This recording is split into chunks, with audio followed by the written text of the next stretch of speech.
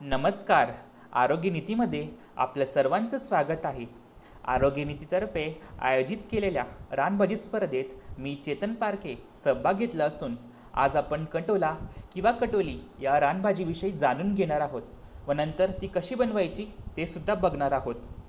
असं म्हणतात की या रानभाजीचं सेवन वर्षातून एकदा तरी केला गेला पाहिजे, कारण यामध्ये vitamin B12, vitamin D, calcium, zinc, copper आणि मॅग्नेशियम यासारखे पोषक तत्वांचा समावेश असतो. मधुमेहासाठी तर ही भाजी अतिउत्तम आहे. रक्तातील साखर नियंत्रणात ठेवण्यास मदत होते.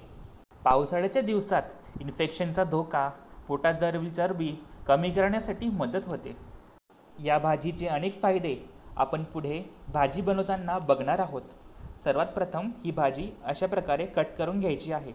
त्यानंतर आपल्याला सामान लागणार आहे ते एक चिरलेला टमाटा, एक चिरलेला कांदा, कोथिंबीर, ठेचलेला लसूण, हळद, धनेपूड, मिरची पावडर, जिरा, कसुरी मेथी, तेल, मीठ, मॅगी मसाला किंवा कोणताही गरम मसाला घेतला तरी चालेल.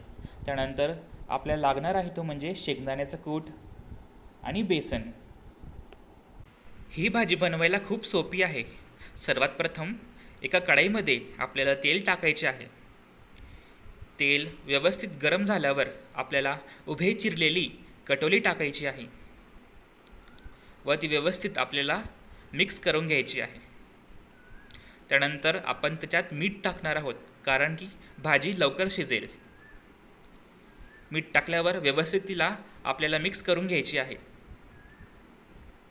नंतर त्याच्यावर झाकण ठेवून आपल्याला त्याची व्यवस्थित वाफ काढून घ्यायची आहे.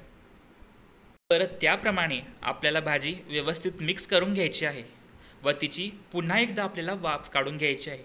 जोपर्यंत भाजी मऊ होत नाही तोपर्यंत त्या भाजीला शिजवायचं आहे.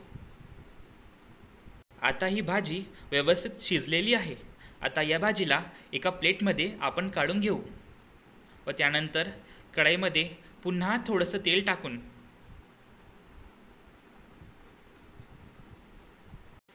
तेल गरम झाल्यावर याच्यात आपल्याला जिरं टाकायचं आहे. जिरं टाकल्यावर आपल्याला एक चिरलेला कांदा टाकायचा आहे व त्यानंतर त्यामध्ये आपल्याला लसूण ठेचलेला टाकायचा आहे. याला व्यवस्थित आपल्याला मिक्स करून घ्यायचं आहे. कांदा थोडासा मऊ झाल्यावर त्यात आपल्याला छोटी वाटी बेसन टाकायचं आहे व तो व्यवस्थित भाजून घ्यायचा आहे.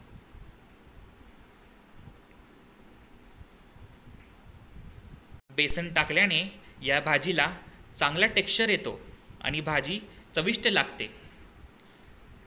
बेसन भाजल्यावर आपल्याला याच्यावर एक बारीक चिरलेला टमाटर टाकायचा आहे व ते सुद्धा व्यवस्थित मिक्स करून घ्यायचं आहे व झाकण ठेवून त्याची एक वाफ आपल्याला काढून घ्यायची आहे. आता शिजल्यावर यात आपल्याला थोडंसं पाणी टाकायचं आहे आणि परत एकदा याची एक वाफ आपल्याला काढून घ्यायची आहे.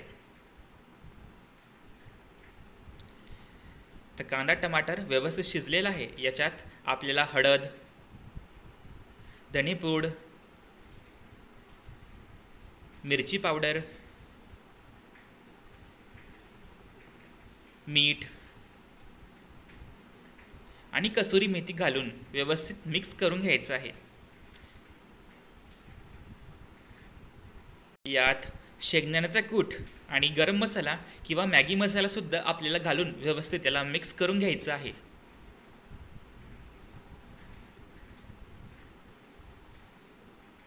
या भाजीचं सेवन केल्यामुळे शरीरातील घातक घटक बाहेर टाकण्यासाठी कटोरला मदत करते. सोबत कॅन्सरचा, हृदयविकाराचा धोका कमी करण्यासाठी सुद्धा या भाजी मदत करत असते. कटोरला या भाजीमध्ये फायबर आणि अँटीऑक्सिडंट घटक मुबल प्रमाणात असतात. यामुळे ही भाजी पचायला हलकी व चविष्ट लागते. सर्व मसाले व्यवस्थित शिजल्यावर आपला याच्यामध्ये फ्राय केलेली कटोरी टाकायची आहे व ती व्यवस्थित आपल्याला मिक्स करून घ्यायची आहे. या भाजीचे अनेक फायदे आहेत. ही एक प्रकारची रानभाजी आहे व ही वर्षातून एकदाच उपलब्ध होत असते. आता या भाजीमध्ये आपल्याला थोडं पाणी टाकून याची एक वाफ काढून घ्यायची आहे.